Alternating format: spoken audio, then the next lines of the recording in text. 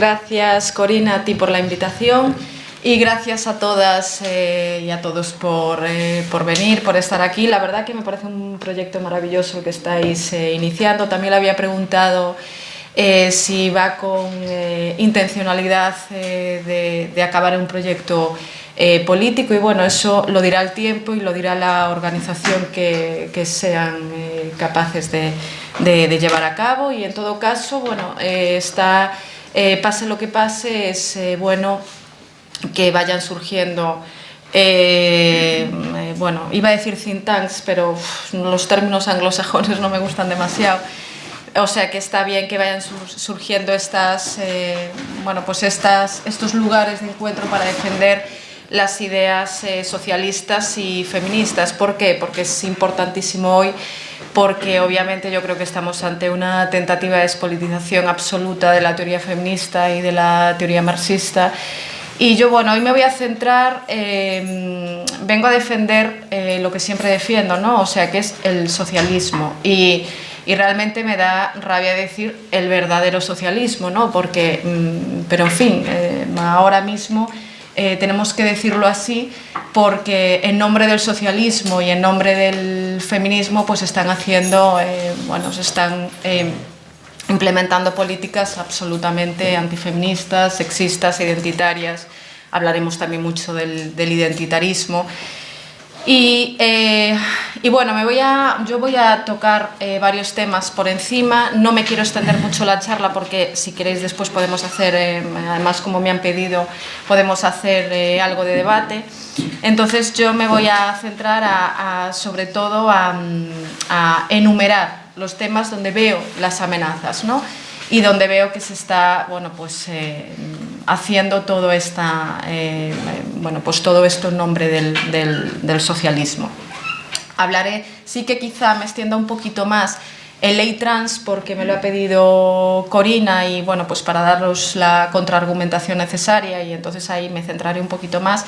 El resto lo enumeraré, trataré de no hablar mucho. Avísame del tiempo porque yo me pongo a hablar y me voy por los cerros de Úbeda. Entonces me vas avisando y bueno, no quería hablar cuando me avisaron para esta charla no tenía pensado hablar de nada de temas geopolíticos ni de relaciones internacionales, pero lo tenemos que hacer porque estamos viviendo una situación absolutamente nefasta y absolutamente preocupante, ¿no? Mira, debe ser de lo único en lo que estoy de acuerdo con Belarra y compañía, que es, pero bueno, yo siempre digo, la verdad es la verdad, diga quien la diga, ¿no? Y en esto sí estoy de acuerdo con la izquierda, comparte la izquierda institucional, pues cuando hace la condena a Israel, ¿no? Y lo que pasa que, claro, Belarra y compañía luego forman parte de un gobierno de izquierdas, que se dice de izquierdas, que es profundamente otanista, ¿no? Yo me pregunto dónde queda la crítica al imperialismo estadounidense y dónde queda la crítica a la OTAN, bueno, pues que hacíamos tradicionalmente la izquierda. No se trata de pedir la máxima revolución comunista, porque efectivamente tenemos que poner los pies en la tierra y ver qué es lo que podemos hacer, pero desde luego sí se trata de defender aquellas banderas que tradicionalmente hemos enarbolado de la izquierda y que están absolutamente ignoradas, ¿no?, por esta izquierda institucional. Entonces, pues bueno, creo que la postura en este nuevo conflicto no, porque obviamente el tema de Israel y Palestina viene desde hace muchísimo tiempo, incluso antes de la conformación del Estado de Israel, en fin, ya desde 1917, cuando empezaron con las tesis sionistas de que había que buscar, sionismo pues absolutamente condenable, ¿no?, porque esas tesis metafísicas religiosas de que tenían que ocupar el territorio de Tierra Santa, ¿no?, y que es lo que ha guiado estas tesis, y lo que han hecho es colonizar a un pueblo y masacrar a un pueblo, ¿no? Entonces, pues claro, debemos condenar contundentemente lo que está haciendo Israel, creo que es un genocidio y una limpieza étnica. Y luego también, por supuesto, eso no implica que yo no vaya a condenar el primer ataque que hizo, o sea, este ataque que hizo el 7 de octubre Hamás, sobre todo porque no estoy de acuerdo con las, no me parecen adecuadas las tesis que se defienden, ¿no? En el sentido de que Hamás es una organización islamista que pretende un Estado teocrático, entonces eso tampoco se nos puede olvidar, ¿no? Y yo creo que en la izquierda y en el socialismo debemos ser muy cautos, muy rigurosos y explicar lo que está mal en un lado y en el otro para defender lo que consideremos justo, ¿no? O sea, quiero ante todo dejar claro el apoyo sin ningún tipo de pero al pueblo palestino, en eso tenemos que estar, pero no podemos asociar el pueblo palestino a Hamás, porque además eso es la táctica que está utilizando Israel para justificar el genocidio y para justificar la limpieza étnica. De hecho, yo esto no lo afirmo, pero es una hipótesis que planteo porque así lo han hecho diversos analistas geopolíticos y personas especializadas en relaciones internacionales. Se habla de que Israel era perfectamente conocedor de este ataque de Hamás, de que iba a hacer este ataque, porque además la Mossad y los servicios de inteligencia israelíes son de los más eficientes del mundo, de ello presumen, ¿no? Y entonces se habla, una de las tesis defendidas es que lo conocían perfectamente y que les dejaron hacer, y eso se fundamenta en razones como por ejemplo que no hubiese una respuesta inmediata después de que los integrantes de Hamás entraran en Israel a cometer la locura que también cometieron, ¿no? Porque obviamente la lucha armada frente a la colonización es absolutamente legítima. Lo que no es legítimo es violar a mujeres, lo que no es legítimo es cometer atrocidades en nombre de ninguna liberación. Entonces, claro, la tesis es que les dejaron hacer porque luego serviría de legitimación para la limpieza étnica y el genocidio que querían hacer desde hace tanto tiempo, ¿no? Y en esto yo, desde luego, no lo puedo afirmar, ni muchísimo menos, y de hecho nadie lo va a poder afirmar hasta que con el tiempo se sepa todo lo que ha pasado detrás de este ataque. Pero desde luego me parece una hipótesis bastante viable y solo me remito a las palabras de ministras del gobierno israelí o al propio presidente Netanyahu, que dicen barbaridades sobre el pueblo palestino, pues llamándolos animales no humanos, por tanto, animales humanos, perdón. Entonces, vemos cuáles son sus tesis, ¿no? Entonces, pues, por supuesto, crítica absoluta al gobierno sionista israelí, crítica a lo que pretende Hamás, y apoyo encerrado absoluto al pueblo palestino y a movimientos políticos que hay en Palestina, como por ejemplo la OLP, ¿no? Que desde luego ellos sí cuentan con todas mis simpatías, son socialistas y es gente que pretende un Estado laico, ¿no? Un Estado teocrático, que sabemos qué lugar ocupan las mujeres, ¿no? Por tanto, otra de las cosas que estamos viendo estos días y que a mí me preocupa muchísimo es la posición de la Unión Europea, ¿no? O sea, porque están en nombre de los valores europeos. Por supuesto, claro que hay unos valores europeos y claro que hay unas tesis defendidas desde sociedades democráticas occidentales. El problema es que utilicen lo que son esas buenas causas y esos valores, pues para enarbolarlos en situaciones como las de Israel y Palestina, ¿no? O sea, hablan de derechos humanos, hablan de paz, mientras están legitimando, guerras que torturan física y emocionalmente a los de siempre, ¿no? Lo mismo ha pasado con Ucrania y Rusia, no me voy a extender tampoco, o sea, esto ya está más que explicado también, pero también vemos una vez más aquí cómo la izquierda institucional y como parte de la izquierda, la izquierda mediática y parte de una izquierda social, pues no es nada crítica con la posición que ha tomado la Unión la Unión Europea, ¿no? O sea, los beligerantes otanistas exigen respuestas contundentes a las acciones de Rusia, graves desde luego, y que merecen condena, pero yo no he visto a estos mismos beligerantes otanistas exigir condena y exigir acciones cuando el gobierno ultraderechista de Zelensky masacraba a su propio pueblo, ¿no? Entonces hay que poner todo en su justo lugar. Por tanto, yo creo que desde un proyecto como este, o personas que nos decimos que somos socialistas y marxistas, yo creo que debemos volver a la tesis fundamental de crítica al imperialismo estadounidense.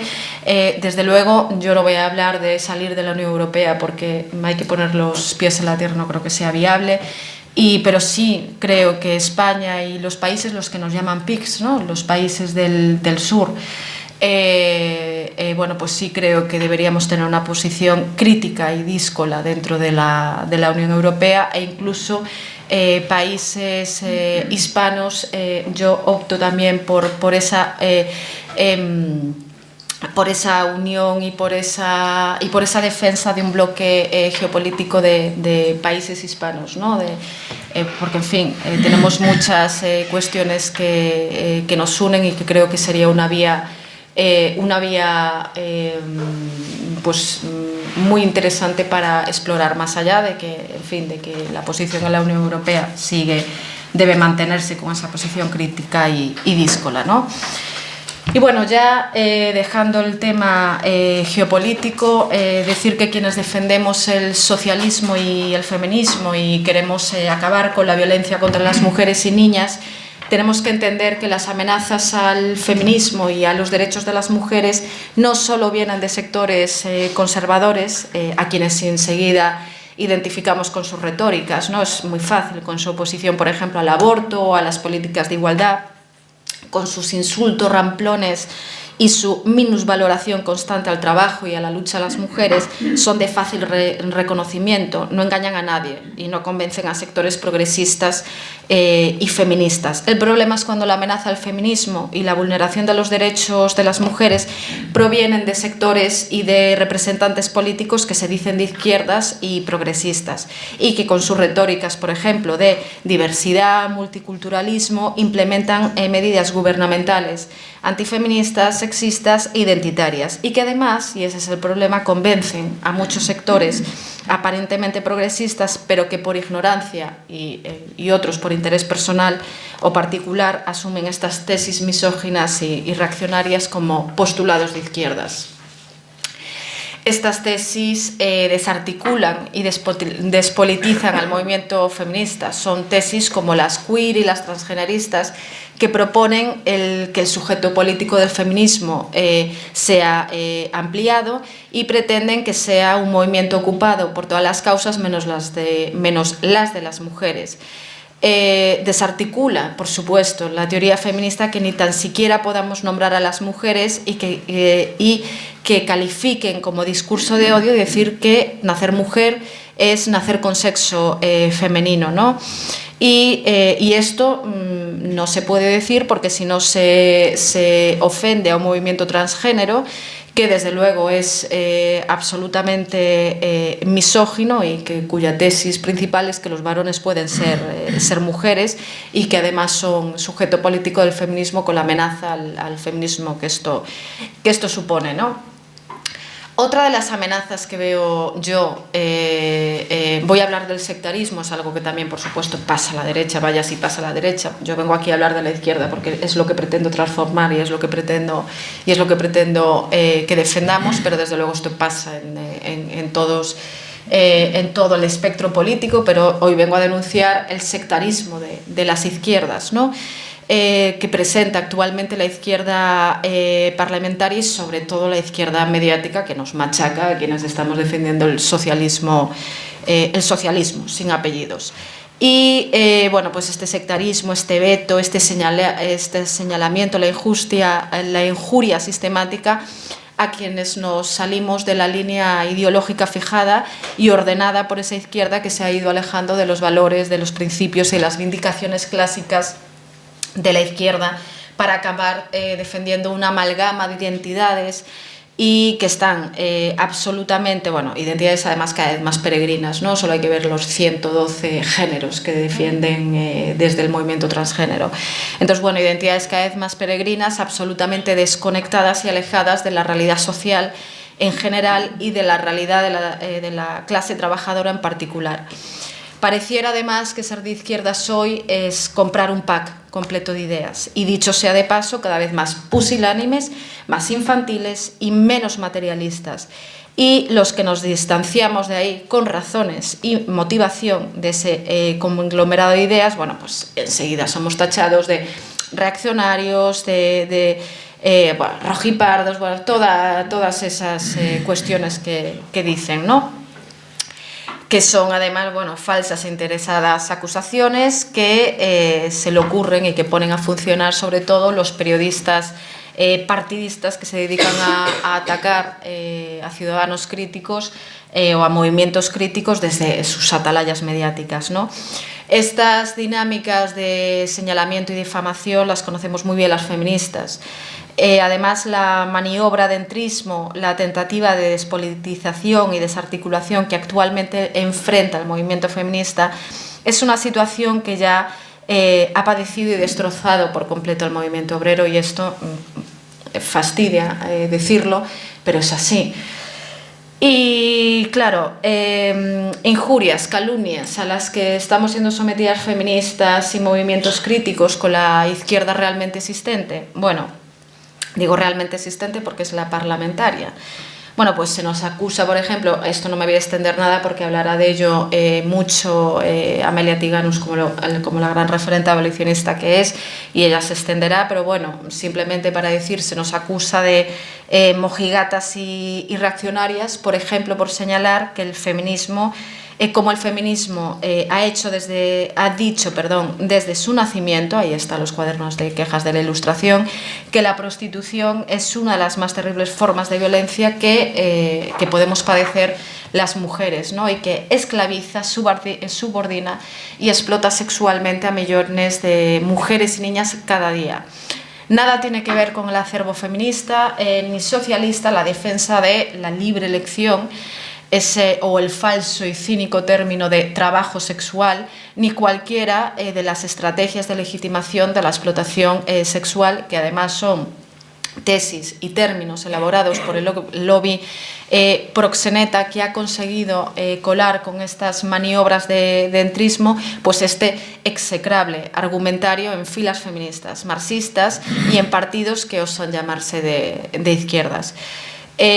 Por tanto, bueno, también se acusa a marxistas y a feministas de racismo simplemente por denunciar las formas de subordinación padecidas por las mujeres en diferentes patriarcados de otros contextos, ¿no? O sea, bueno, pues por ejemplo, como puede ser la denuncia de la vulneración de los derechos e integridad física que supone el velo, porque el velo recordamos que es el símbolo del islamismo, que no es solo un trapo, sino que lleva consigo, no es solo una vestimenta, ¿no? O un trapo como maldicen, o sea, es ese símbolo de la imposición de una ideología religiosa islámica, bueno, pues que vulneran los derechos de las mujeres y que desde luego subordina a muchísimas mujeres de contextos islámicos, ¿no? O bueno, también cuando denunciamos pues otros patriarcados, como puede ser el patriarcado gitano con sus prácticas tan misóginas como la introducción de un pañuelo en la vagina de las niñas y de adolescentes, bueno, pues para indagar no sé qué virginidad, ¿no? O sea, y eso desde luego es una vulneración de derechos humanos de estas niñas, y yo no voy a tolerar y no me voy a callar por mucho que acusen de racismo, por mucho que acusen de xenofobia, porque precisamente lo que estoy haciendo son defender a las mujeres, a las niñas de etnia gitana o de otras etnias o de los contextos que provengan. Racismo es precisamente el de quienes con ese paternalismo ridículo no se atreven a denunciar estas cuestiones por ese miedo a la acusación de falso racismo, ¿no? Por tanto, bueno, y esto además me parece también que es la renuncia por parte de un sector del feminismo y por parte del socialismo a la vocación internacionalista de las teorías políticas feministas y marxistas.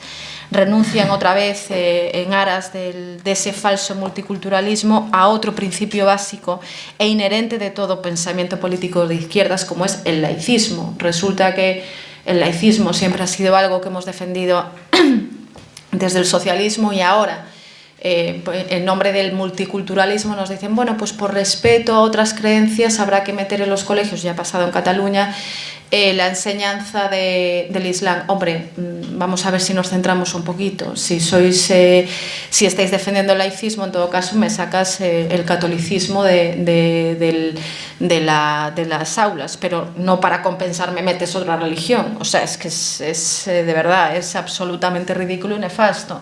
Y luego encima hay que aguantar eso, las críticas absolutamente falsas por decir, vamos a ver si volvemos a defender el laicismo como es debido. Y luego también, simplemente para terminar con esto, cabe recordar que las prácticas de sometimiento han de denunciarse, vengan de donde vengan, y que una cultura o instituciones culturales, mejor dicho, porque no se puede hablar de cultura, eso podríamos hablar del mito de la cultura, no se puede hablar de cultura encerrado, pero sí de instituciones culturales, que aquellas instituciones culturales o cultura, si queréis decir, que no respete los derechos humanos, que no respete los derechos de las mujeres y niñas, pues sencillamente no debe ser respetado. Es también preocupante, y ya introduzco otro tema y otra amenaza, la adherencia de la izquierda institucional y mediática bueno, pues a los preceptos nacionalistas, ¿no? Promovidos bueno, a los preceptos nacionalistas fragmentarios. Hablaré también del nacionalismo español, porque claro, en cuanto te pones a hacer la crítica a los nacionalismos fragmentarios ya te acusan de nacionalismo español, y no es así. Yo no soy nacionalista española, yo soy socialista, internacionalista, que hace crítica a todos los nacionalismos, ¿no?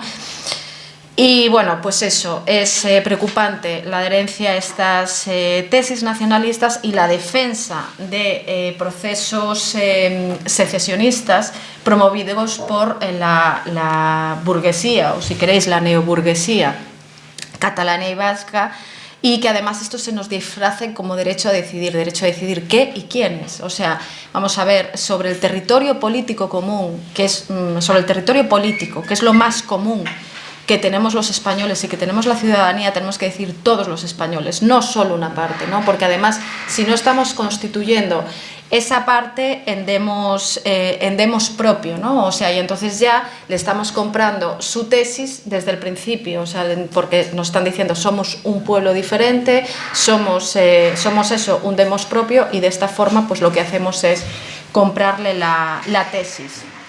Entonces, de qué socialismo y de qué protección de lo público nos pueden hablar cuando ya los vemos dispuestos a pactar ese referéndum de autodeterminación, a hablar de ese demos propio con los nacionalistas catalanes para privatizar, como digo, lo más común que tenemos los ciudadanos y las ciudadanas españolas, que es nuestro territorio político común. Por tanto, solo señalo quiénes están detrás de estos procesos separatistas y defiendo la integridad territorial de España e intereses de nuestra clase trabajadora.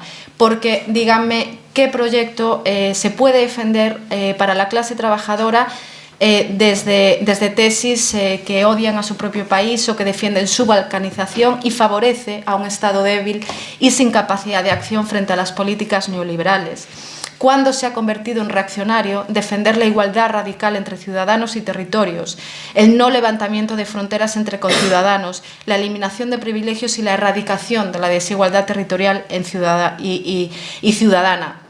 ¿En qué momento se ha creído que las ideas nacionalistas, supremacistas en algunos casos, insolidarias y excluyentes tienen que ver algo con el pensamiento político de izquierdas?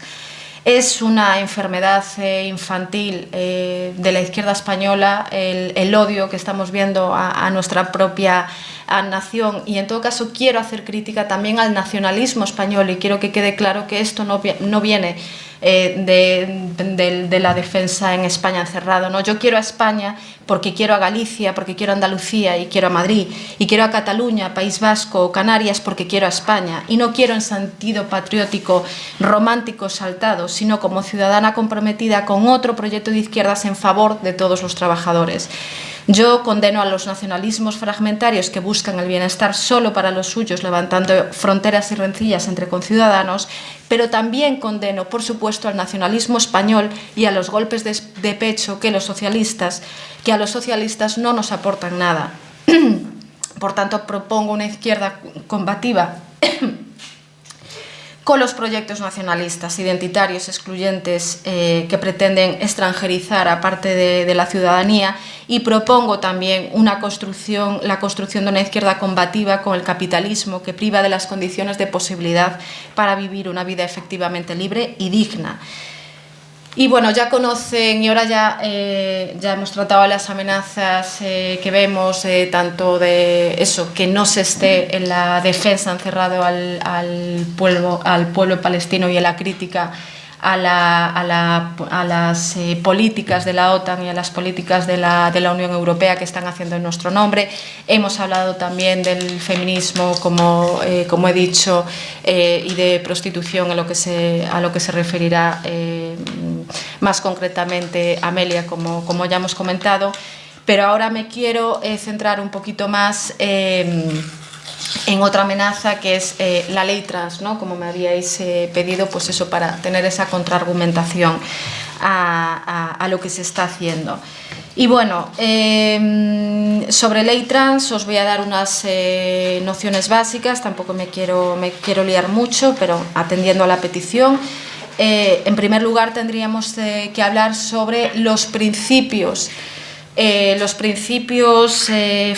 fundamentan, o los principios vertebradores de la ley trans y de toda política transgeneristas, ¿no? Que son el falso principio de despatologización y el principio de autodeterminación de género o autodeterminación del sexo, que lo que supone es un borrado jurídico del sexo, ¿no?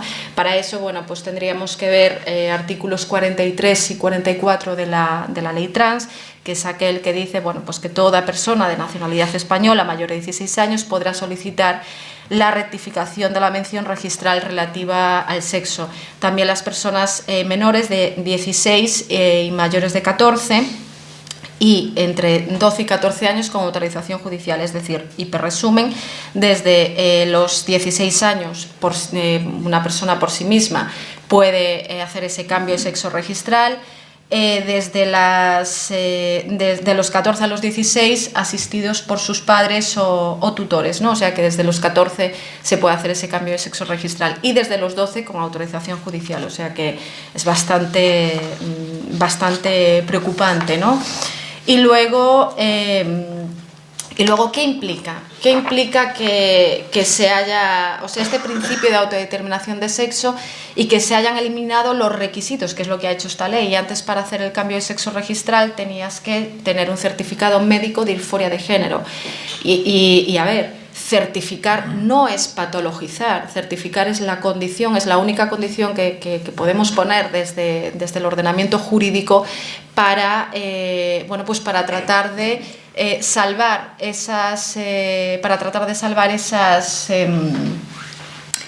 esos fraudes de ley que estamos viendo que han sucedido, porque anda que no hemos advertido, están sucediendo, y ahora, claro, tampoco nos van a dar la razón, dirán que son inventos, pero están sucediendo.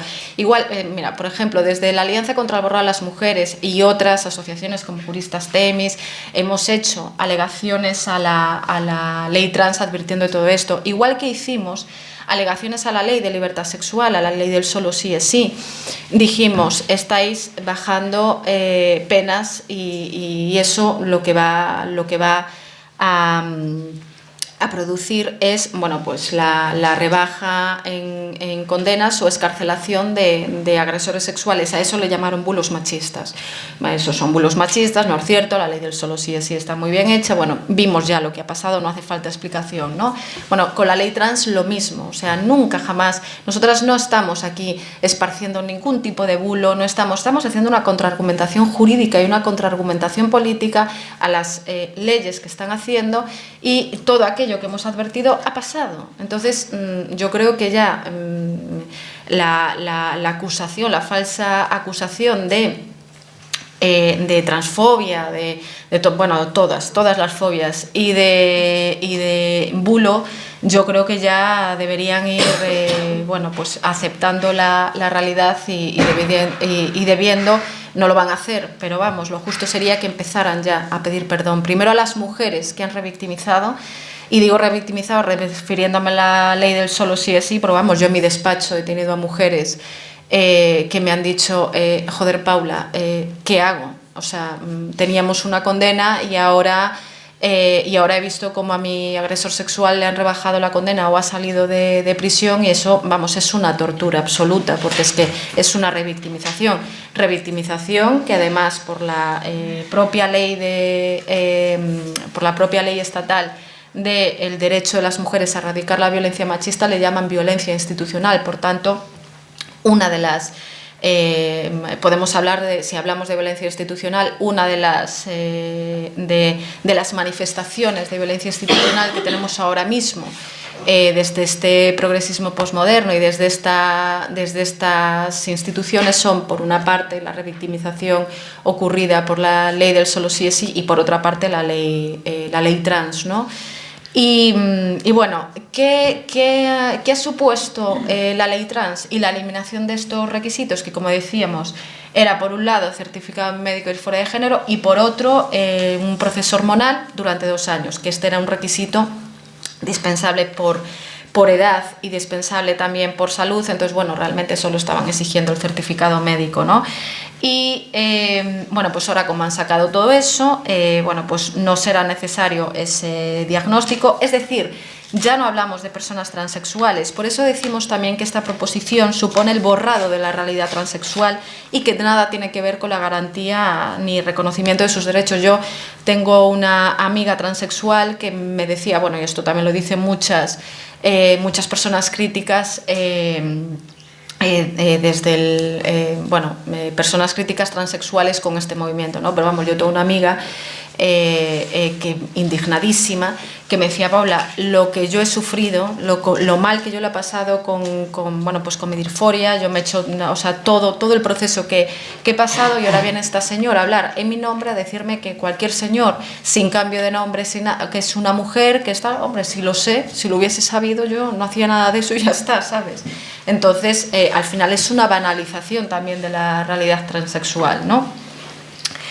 Y porque aquí, obviamente, el feminismo más radical explica también, y en eso asumo esa tesis, ¿no?, de que obviamente una mujer transexual es un varón biológico. Por supuesto asumo esa tesis, pero sí que es cierto que yo soy respetuosa y debemos ser respetuosas con la realidad transexual y diferenciarla, que por supuesto todas las feministas radicales lo somos, pero yo sí quiero hacer esa diferenciación entre realidad transexual y realidad transgénero, porque por un lado está la realidad transexual de personas que verdaderamente tienen una disforia de género y lo han sufrido, y yo creo que hay que tratar el tema debidamente, y luego la realidad transgénero, que es una jodida tomadura de pelo de señores que lo único que están haciendo es utilizar esta ley con motivación espuria, ¿no? Entonces, que ya no me queda nada. Bueno, vale, pues entonces quería hablaros también un poquito del maltrato a la infancia que supone esta legislación y los protocolos educativos que tenemos ya por las leyes trans autonómicas.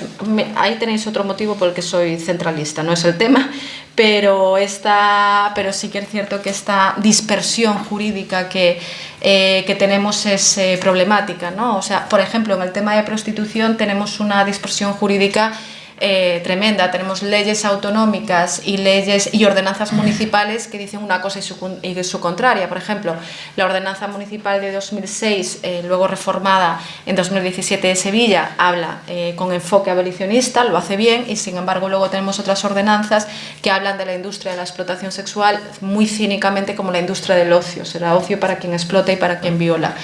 Entonces, de ahí que bueno, que sea también crítica con esa dispersión normativa y con esa bueno, que asuma tesis centralistas sobre todo para las temáticas más importantes de regulación, ¿no?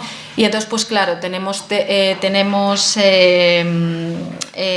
leyes autonómicas trans que han establecido unos protocolos educativos tremendos donde se habla de identidad de género innata en el cerebro, ¿no? Antes se hablaba de cerebros sexuados para decir que las mujeres éramos menos que los hombres, y ahora identidad de género innata, ¿no? O sea, entonces estamos volviendo de esta forma a uno de los más anacrónicos argumentos patriarcales. Y luego, por daros un par de datos, donde se han establecido estas legislaciones, por ejemplo, en Reino Unido el número de niñas y de niños y niñas que ahora han hecho estos tránsitos se incrementó en un 4.000% en menos de 10 años. Aquí en Cataluña, que lleva muchos años con las políticas transgénero, el incremento fue de 2.200%, siendo el 70% de niñas, ¿no?, que piden transicionar a niños. Yo solo recordar, para terminar este tema, no me da tiempo a meterme más, pero bueno, lo podemos debatir después, solo recordar que no hay niños y niñas trans, sino hay niños y niñas que no se ajustan a los estereotipos sexistas, ¿no? Y que no por ello hay que decirles que por no ajustarse al estereotipo sexista de su sexo son del sexo contrario, ni sobre todo inducir a estos procesos de hormonación, bloqueo hormonal, hormonación cruzada, y puede ser que cirugías que suponen un maltrato a la infancia y que desde luego solo le va bien a la industria farmacéutica. Y aquí os recomiendo que entréis en la página de Alianza contra el Aborto a las Mujeres. Hay un apartado que se llama Lobby Queer y ahí está quién está financiando todo esto. O sea, esto no es conspiración, hay datos concretos, ¿no? Y entonces, pues claro, hay detrás de las grandes campañas en favor de la hormonación a menores, en favor de sé tú mismo, eso sí, con vía médica. Es que de hecho en el último Orgullo LGTB, o sea que ya me parece el colmo, aparecieron pancartas de Bayer, de Bayer, pues diciendo eso, sé tú mismo. Digo, manda cojones que vengan aquí los de Bayer a querer hormonar y mutilar, y que esto nos digan que es ser tú mismo, ¿no? Sé tú mismo para beneplácito de su bolsillo y de la industria, ¿no? Entonces, bueno, como decía, en este apartado tenéis pues los financiadores de todo esto, ¿no? Y de todas formas creo que cae de cajón, ¿no?, el tema de que de a quién puede beneficiar hacer pacientes crónicos y hacer pacientes de por vida a niños y a niñas sanas.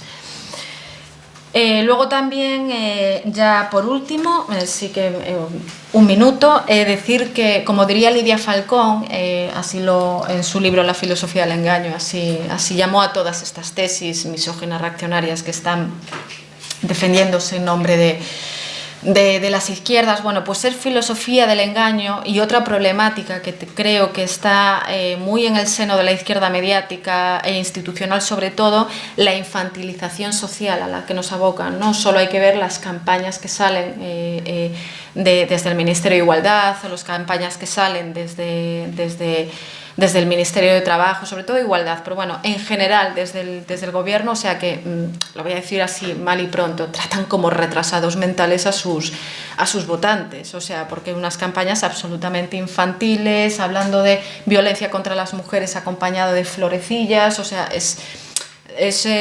bueno, y yo creo que esto lo que pretende es sencillamente hacer idiota al ciudadano. Cuanto más idiota, cuanto más dormido, menos problemático, ¿no?, para el orden imperante. Entonces, pues bueno, es problemática esta infantilización social y esta calamitosa política del sentimiento en la que estamos inmersas y atrapadas, ¿no? Ya no podemos hablar, por ejemplo, esto es consecuencia de esta infantilización social, esta política del sentimiento y de la ofensa por todas partes, y es que ya no podemos hablar de mujeres o de sexo biológico, sino de identidades y de quienes se sienten mujeres, desarticulando con ello, como ya hemos explicado al principio de la charla, al feminismo y a la legislación que pretende erradicar la desigualdad entre sexos. Ya no podemos hablar de clase trabajadora o proletario, sino de los de arriba y de los de abajo, desarticulando más si cabe el movimiento obrero. Ya no podemos hablar de un Estado fuerte con legislación y políticas laborales que protejan debidamente a la clase trabajadora. Ahora hay que contentarse con las políticas maquillaje y las autosentidas reformas laborales de Yolanda Díaz, que han venido a blindar los aspectos más lesivos de las anteriores reformas laborales de corte neoliberal del PP y del PSOE. Y ya saben, oponerse a todo esto es de rojipardos. Defender las categorías analíticas, feministas y marxistas, defender la radical igualdad entre ciudadanos es ahora tildado de rojipardismo, de neorrancismo, bueno, en fin, todas estas cuestiones, ¿no? Entonces, frente a nuestras razones y práctica política socialistas, nos están ofreciendo inútil amalgama de identidades, pseudopolítica del sentimiento y tentativa de categorías políticas, como esto de rojipardo y de neorrancio, que no son más que etiquetas punitivas, ¿no? Y quienes hoy nos reunimos aquí, si es que apuestan por una militancia política y compromiso por una radical transformación social, bueno, pues tenemos que sustituir toda esta política del sentimiento, todo este pensamiento mágico de que cada uno es lo que se siente. Y este pensamiento mágico, metafísico y antimaterialista, por el pensamiento racional, reflexivo y crítico para desenmascarar esta filosofía del engaño y estas tesis que disfrazadas de progresismo son tesis que dañan a la infancia, que dañan a las mujeres, que dañan al proyecto socialista, ¿no? Y desde luego pensamiento racional, reflexivo, vuelta al materialismo dialéctico, que yo voy a recordar que el materialismo dialéctico es la herramienta de análisis del marxismo, ¿no? El materialismo dialéctico, el materialismo histórico. Bueno, pues vuelta a todo esto, al pensamiento racional y reflexivo, para transitar